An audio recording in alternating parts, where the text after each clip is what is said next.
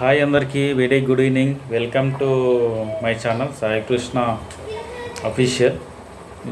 ఈరోజు టాపిక్ ఏంటంటే నా సెల్ఫ్ ఇంట్రడక్షన్ గురించి చెప్పలేదు కదా, అందుకని ఈరోజు మీకు చెప్పుకుందామని ఈ వీడియో చేస్తున్నాను.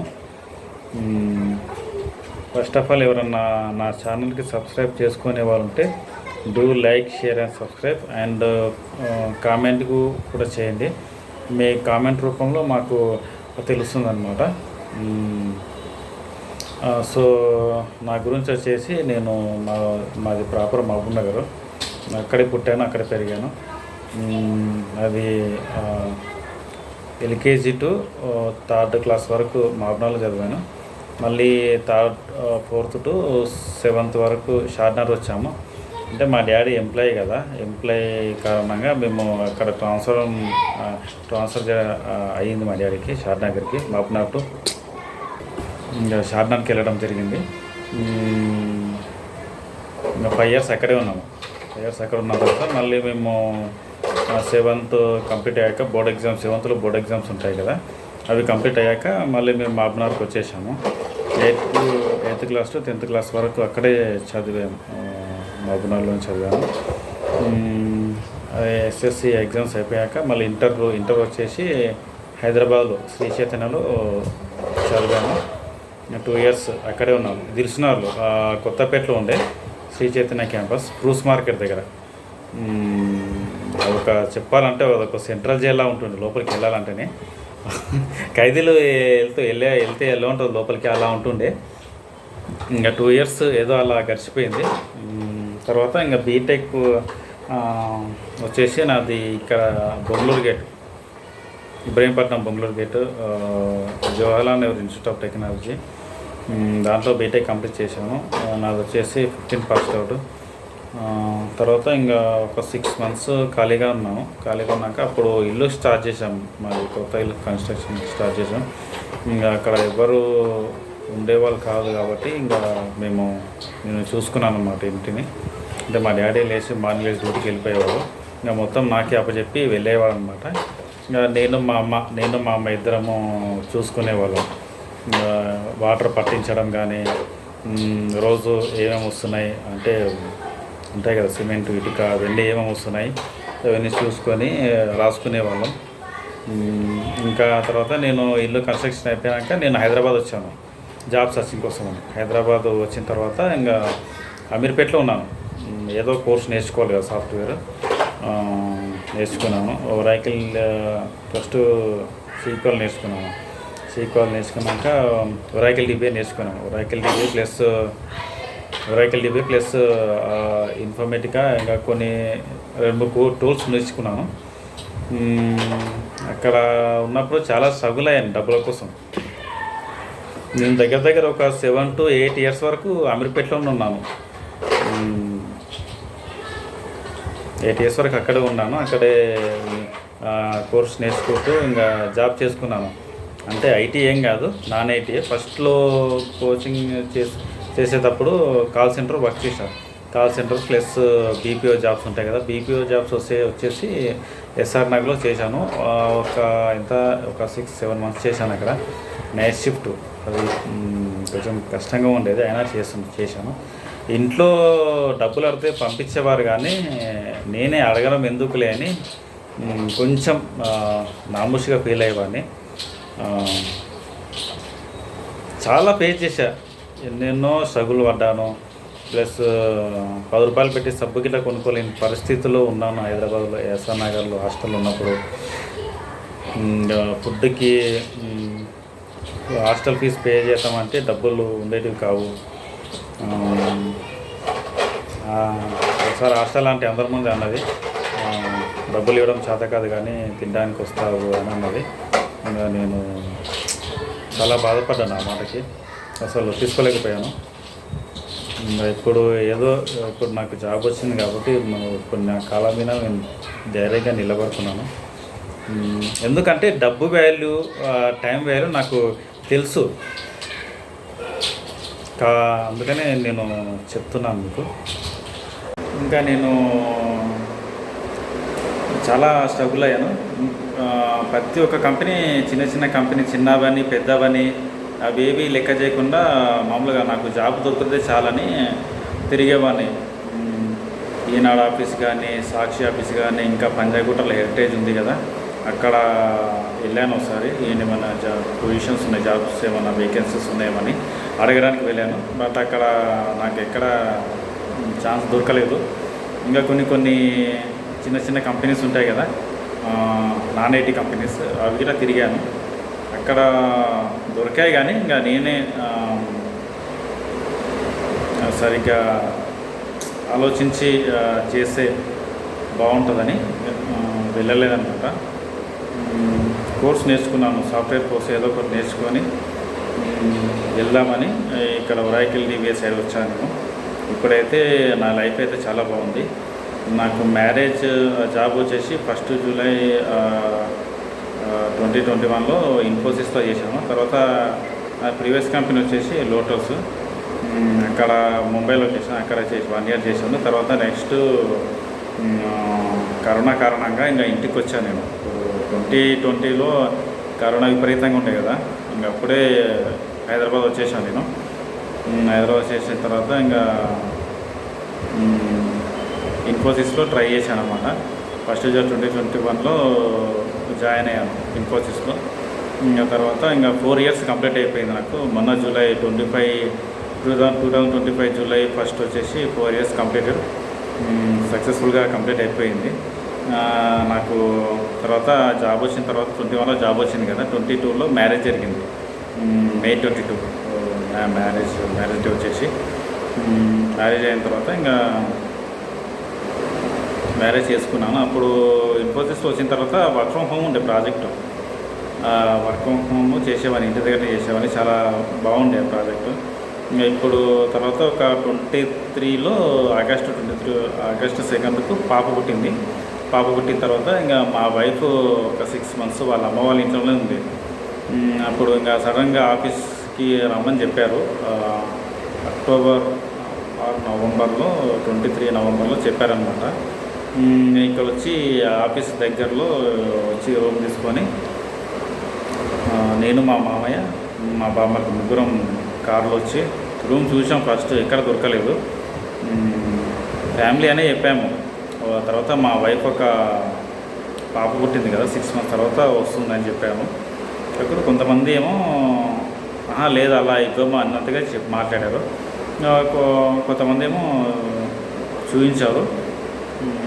తర్వాత ఇక్కడ మెయిన్ రోడ్కే నాకు మంచి ఇల్లు దొరికింది.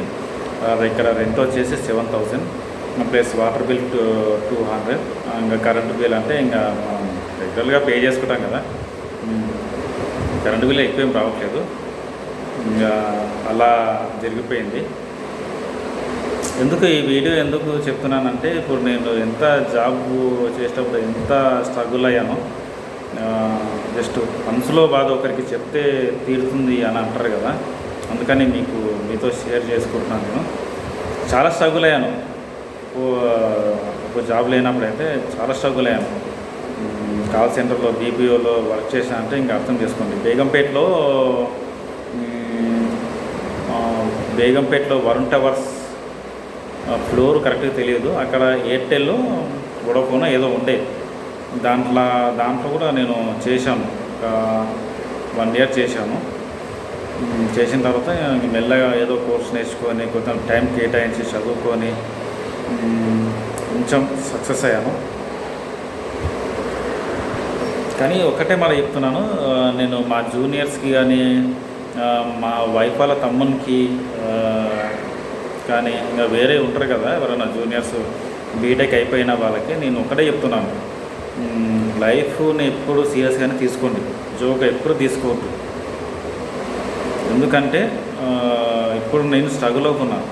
నాకు చెప్పేవాళ్ళు బీటెక్ అయిపోయిన తర్వాత టైం వేస్ట్ చేసుకోకు, ఏదో ఒకటి చేసుకో, ఏదో కోర్స్ నేర్చుకో, టైం అసలు వేస్ట్ చేసుకో అని చెప్పేవాళ్ళు. అది ఇప్పుడు నాకు వాళ్ళు అలా ఎందుకు చెప్తున్నారు ఇప్పుడు అర్థమవుతుంది. మ్యారేజ్ అయ్యి పాప పుట్టినాక ఇప్పుడు అర్థమవుతుంది, రిలైజ్ అవుతుంది. అనవసరంగా టైం వేస్ట్ చేసుకున్నాను కదా ఎన్ని రోజులు అని ఇప్పుడు అనుకుంటున్నాను నేను. సో మీరు కూడా అలాంటి తప్పేం చేయకండి. లైఫ్ని ఎప్పుడు సీరియస్గానే తీసుకోండి. డబ్బులు ఎక్కువ వేస్ట్ చేయకండి, ఎవరికి డబ్బులు ఇవ్వకండి, అప్పు మాత్రం ఇవ్వకండి ఫ్రెండ్స్లో కానీ. అది మీ ఇష్టము, నా ఒపీనియన్ చెప్తున్నా. ఇప్పుడు ఫ్రెండ్స్ సర్కిల్లో డబ్బులు ఇస్తే, ఎక్కడన్నా వేరే వాళ్ళకి డబ్బులు ఇస్తే ప్లస్ కమ్యూనికేషన్ దెబ్బతింటుంది అనమాట. వాళ్ళకు మీకు వచ్చేసి కమ్యూనికేషన్ దెబ్బతింటుంది. అందుకనే చెప్తున్నాను. ఏదో మీకు ఉన్నంత వరకు అయినా సరే 20,000 వచ్చినా సరే మీరేదో మీరు చూసుకోండి. ఇంకా అప్పులు ఇస్తాము అంటే అది మీ ఇష్టం. అది జస్ట్ నా ఒపీనియన్ మాత్రం చెప్తున్నాను. ఏంది నా తప్పుగా మాట్లాడుంటే సారీ, జస్ట్ మామూలుగా నేను చెప్తున్నాను. బీటెక్ అయిపోయిన వాళ్ళు అసలు టైం మాత్రం వేస్ట్ చేసుకోకండి. ఏదో ఒకటి మంచి డిమాండ్ ఉన్న టూల్ నేర్చుకొని సర్వైవ్ అవ్వండి కంపెనీలో. ఇంకోటి ఏంటంటే కమ్యూనికేషన్ స్కిల్స్ బాగా పెంచుకోండి. ఇంగ్లీష్లో మాట్లాడండి. ఇంగ్లీష్ రాని వాళ్ళు స్పోకెన్ ఇంగ్లీష్ క్లాసెస్ ఉంటాయి కదా, జాయిన్ అవ్వండి. అలా courses special spoken English class join అయిన తర్వాత రోజు ఒక న్యూస్ పేపర్ చదవండి, ఇంగ్లీష్ న్యూస్ పేపర్ చదవండి. చదివితే ఏమవుతుందంటే మీకు కొన్ని పదాలు అనేవి అర్థమవుతాయి, దాని గురించి ఐడియా వస్తుంది. పేపర్ చదువుతుంటేనే మీకు ఇంగ్లీష్ అనేది ఫ్లూయెంట్గా వస్తుంది. నేనప్పుడు జాబ్ సర్చింగ్లో నాకు ఇంగ్లీష్ అంతగా వచ్చేది కాదు, కమ్యూనికేషన్ స్కిల్స్ సరిగ్గా లేకుంటుండే. ఈ పేపర్ చదవడం వల్ల ప్లస్ సినిమాలు ఇంగ్లీష్ మూవీస్ చూడటం వల్ల నేను ఇంగ్లీష్ కొంచెం బాగా మాట్లాడుతున్నాను. ఇంకొకరి గురించి నేను ఇంట్రడ్యూస్ చేద్దామని అనుకుంటున్నాను. మా వైఫ్ గురించి. తను వచ్చేసి తన పేరు బిందు. వాళ్ళది మహబూబ్నగర్ డిస్టిక్ రాజపూర్ విలేజ్ వాళ్ళది. తను దొరకడం నా అదృష్టం. ప్రతి విషయంలో నాకు చాలా సపోర్టింగ్గా ఉంటుంది తను. ప్రతి విషయంలో, ఏ విషయంలో అయినా సరే నాకు చాలా హెల్ప్ఫుల్గా సపోర్టింగ్గా ఉంటుంది. తను కూడా జాబ్ చేశానని అంటుంది. ఫస్ట్ మ్యారేజ్ అయిన తర్వాత నేను జాబ్ చేశానని అన్నది. ఇంకా సరే చేసుకో అని చెప్పాను. మొన్న గవర్నమెంట్ జాబ్ రాసింది, దాని రిజల్ట్ కోసం వెయిట్ చేస్తున్నాము. ఇంకా రిజల్ట్ అయితే రాలేదు, చూడాలి. ఇంకా ఒకవేళ రిజల్ట్ జాబ్ రాకపోయినా ఏం కంగారు పడకు, ఇన్స్టిట్యూట్లో జాయిన్ అవ్వు, చదువుకో, కొంచెం టైం కేటాయించు, హాస్టల్ ఉండి చదువుకో అని చెప్పాను. మా పాప ఉంటే మా మమ్మీ వాళ్ళ దగ్గరనే ఉంటుంది, నేను వచ్చేసి ఇక్కడ ఉంటానని చెప్పాను. రూమ్లోనే ఒక్కనే ఉంటాను, వంట చేసుకొని తింటాను. ఒక 3-4 మంత్స్, ఒక 6 మంత్స్ బాగా కష్టపడి జాబ్ తెచ్చుకో అని చెప్పాను. తను కూడా సరే ఓకే అంది. అప్లై చేసింది రైల్వేకి ప్లస్ పోస్టల్ డిపార్ట్మెంట్కి, ఇంకా కొన్ని ఏదో గుర్తు రావట్లేదు, అది చేసింది. ఈమెకు వచ్చేసి నర్సింగ్ డిపార్ట్మెంట్ కదా, అందులోనే వెళ్తాను అంటుంది. అదొకటి. ఇంకా ఏమన్నా సెంట్రల్ కానీ స్టేట్ కానీ ఏమన్నా జాబ్స్ పడితే చూసుకో అని చెప్పాను. సరే ఓకే చూసుకుంటా అని చెప్పాను. నేను ఎంత డబ్బైనా ఖర్చు పెడతాను నీకోసం, నువ్వేం డబ్బు గురించి ఆలోచించకు, నువ్వు బాగా చదువుకో అని చెప్పాను. తను ఓకే అంది. ఎందుకంటే నేను గవర్నమెంట్ జాబ్స్ రాశాను. ఇప్పుడు బీటెక్ అయిపోయిన తర్వాత నేను ఏం చేశానంటే, అమీర్పేట్కి రాకముందు బీటెక్ అయిన తర్వాత ఎస్ఐ కోచింగ్ తీసుకున్నాను.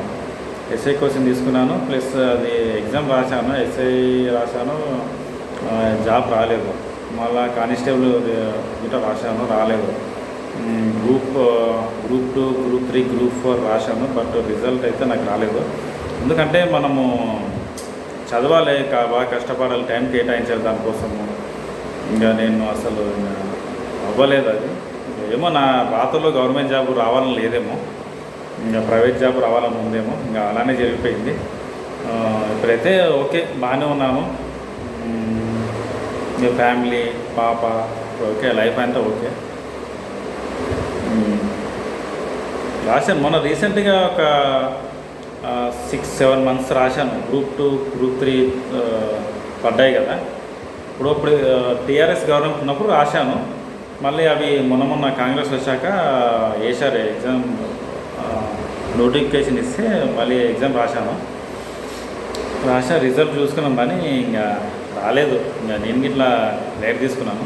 ఎందుకంటే జాబ్ చేస్తూ చదువుకోవడం అంటే అసలు కాని పని. బయట వర్షం పడుతున్నట్టుంది, సౌండ్ వస్తుంది.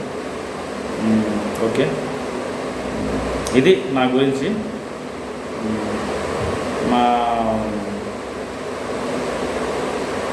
ఇది ఇంకా మా ఫ్యామిలీ, నేను మీకు ఎందుకో ఎప్పటి నుంచో అనుకుంటున్నాను మీతో షేర్ చేసుకోవాలని. నాకు ఈరోజు టైం కుదిరింది, మీతో షేర్ చేసుకుంటున్నాను. ఇందులో ఏమన్నా నేను తప్పుగా మాట్లాడుంటే సారీ, ఏమనుకోవద్దు. చెప్తున్నాను ఎందుకంటే ఇప్పుడు బీటెక్ అయిపోయిన వాళ్ళు టైం వేస్ట్ చేసుకోవద్దు అని ఒక ఇన్ఫర్మేషన్ వేసి ఇస్తున్నాను నేను మీకు. మీరు గవర్నమెంట్ సైడ్ వెళ్తారా, ప్రైవేట్ కంపెనీ సైడ్ వెళ్తారా, లేదు బ్రో నాకు జాబ్ చేయాలని ఇంట్రెస్ట్ లేదు, నాకు బిజినెస్ సైడ్ వెళ్దామని చూస్తున్నాను అంటే అది మీ చాయిస్. మీకు ఏది కావాలంటే అది చేయండి. ప్లస్ నాకు ఏంటంటే ఇప్పుడు జాబ్ మీద కొంచెం ఇంట్రెస్ట్ తగ్గింది. ఏదన్నా బిజినెస్ సైడ్ వెళ్దామని చూస్తున్నాను. ఎందుకంటే బిజినెస్ అంటే మన కాళ్ళ మీద మనం నిలబడుతున్నామని ఒక ధైర్యం ఉంటుంది. మనం ఇష్టం వచ్చినప్పుడు చేసుకోవచ్చు. ఇప్పుడు నచ్చితే వెళ్తాం, నచ్చితే చేసుకుంటాము, నచ్చితే చేసుకోము, అలా ఉంటుంది. ఇప్పుడు జాబ్ ఏంటంటే ఇంకా మేనేజర్కి కాల్ చేయాలి, టీమ్ లీడర్కి కాల్ చేయాలి. ఏ రోజు నాకు ఫీవర్ వచ్చింది, కొంచెం సిక్ అయ్యాను, బాగాలేదు, మా ఇంట్లో వాళ్ళకి బాగాలేదు, కొంచెం బయటికి వెళ్తున్నాను, అక్కడికి వెళ్తున్నాను, ఇక్కడికి వెళ్తున్నాను లీవ్ అడిగి తీసుకుంటాము. ఇంకా జాబ్లో అంటే అలా ఉంటుంది. ఇంకా వాళ్ళు ఊరికి అడిగితే ఇట్లా బాగుండదు కదా, ఏంటి వీడు ఊరికి అడుగుతున్నాడు, అలా ఉంటుంది జాబ్లో. బిజినెస్ జాబ్ కంటే బిజినెస్ చేసుకోవడం బెస్ట్ అని నా ఒపీనియన్. ఇంకా మీకు ఏది ఇష్టమో మీరు కామెంట్ రూపంలో తెలియజేయండి. గవర్నమెంట్ సైడ్ వెళ్తారా, ప్రైవేట్ జాబ్ సైడ్ వెళ్తారా, ప్లస్ బిజినెస్ సైడ్లోకి వస్తారా, అది మీరు ఆలోచించుకోండి. బిజినెస్ గురించి ఇట్లా ఏంటంటే మనం మంచిగా ట్రెండింగ్లో ఏది ఉంది, ఫుడ్ సెక్షనా లేకపోతే సేలింగ్సా, ఏవి అవి ఒకసారి చూసుకొని దిగండి. ఏదో ఒకటి బిజినెస్ చేసుకొని లాస్ అవ్వడం కాకుండా మంచిగా మనకు ప్రాఫిట్ తీసుకొచ్చే బిజినెస్ మనం చేసుకోవాలని చెప్తున్నాను. ఇప్పుడు ఏంటంటే బాగా ట్రెండింగ్లో ఏదంటే ఫుడ్ సెక్షన్ అయితే బాగుంది. ఫుడ్ సెక్షన్ ఇంకా సేలింగ్ చాలా ఉంటాయి కదా. అలా కొంతమంది ఏమో వాటర్ ప్లాంకు, మెడికల్ షాపు, కిరాణం షాపు, అది ఇది. ఎందుకంటే మా వైఫ్ వాళ్ళ అన్న కిరాణా షాప్ ఉంది, అతన్ని అడిగాను బాగుంటుందా షాప్ పెడితే, కిరాణా షాప్ పెడితే బాగుంటుంది అంటే వేస్ట్ బాగా నడవదు అన్నాడు. ఎందుకంటే ఇప్పుడు బిజినెస్ సైడ్ చేసే వాళ్ళ మైండ్ సెట్ ఎలా ఉంటుందంటే బిజినెస్ ఎలా ఉంటుందంటే వాళ్ళు అడిగామనుకోండి, వాళ్ళు ఏం చెప్తారు, బిజినెస్ వేస్ట్, జాబ్ చేసుకుంటే బెస్ట్ కదా, ఏదో మంత్లీ చేస్తుంటాము, మంత్లీ జాబ్ శాలరీ వస్తుంటుంది మనకు, అట్లా బాగుంటుంది కదా అనుకుంటారు. కానీ మనం ఇంత కష్టపడేది స్ట్రగులే తెలియదు వాళ్ళకు. ఇప్పుడు మనం జాబ్ చేస్తున్నాం కదా, మనం ఏమనుకుంటాము, వాళ్ళు అడిగామనుకోండి ఏం జాబు బిజినెస్ చేసుకుంటే బెస్ట్ అంటారు. అంటే బిజినెస్ చేసేవాడేమో జాబ్ చేస్తే బాగుంటుందని అనుకుంటాడు, జాబ్ చేసేవాడు ఏమనుకుంటాడు, బిజినెస్ చేస్తే బాగుంటుంది కదా అని అనుకుంటాడు. అలా ఒక్కొక్కరి మైండ్ సెట్ అలా ఉంటుంది. ఇప్పుడు నేను కూడా ఒక 2 years తర్వాత ఇంకా స్లోగా ఏదో ఒకటి బిజినెస్ మంచి ట్రెండింగ్లో ఉండే బిజినెస్లోకి దిగుదామని చూస్తున్నాను. బట్ చూడాలి ఎలా ఉంటుందో. నేను జాబ్లోనే ఉంటానా ప్లస్ బిజినెస్లోనే ఉంటానా నాకు కరెక్ట్గా తెలియదు, క్లారిటీ. అప్పుడు వరకు చూద్దాం ఎలా ఉంటుందో అని చెప్తున్నాను. నేనైతే పక్కా బిజినెస్ రావడం అయితే పక్కా. చూడాలి ఎలా అవుతుందో. అంటే రేపు ఏం జరుగుతుందో మనకు తెలియదు కదా, అలా అని చెప్తున్నాను. ఇది నేను అనుకుంటున్నాను, మీతో షేర్ చేసుకుంటున్నాను. మీరేమనుకుంటున్నారో కామెంట్ రూపంలో తెలియజేయండి. ఇది నేను పడ్డ స్ట్రగుల్స్, అది. Okay, thank you. మళ్ళీ నెక్స్ట్ వీడియోలో కలుగుతాం. Bye bye. ఇంకో మీరు లైక్, షేర్, సబ్స్క్రైబ్ చేసుకోండి. మీరు ఏదైనా చెప్పాలనుకుంటే మాకు కామెంట్ రూపంలో తెలియజేయండి. మేము ఏదన్నా తప్పు చేస్తున్నామా అది చూసుకుంటాము. చూసుకొని ఇంకా నెక్స్ట్ వీడియో వచ్చేటప్పుడు సర్చ్ చేసుకొని చేస్తాము. Okay, thank you. మాకు సపోర్ట్ చేస్తూ ఉండండి. మీ సపోర్టు, మీ బ్లెస్సింగ్స్ మాకు ఎప్పుడూ ఉండాలని కోరుకుంటున్నాను. Thank you. బాయ్. నెక్స్ట్ వీడియోలో కలుగుతాం. Bye bye.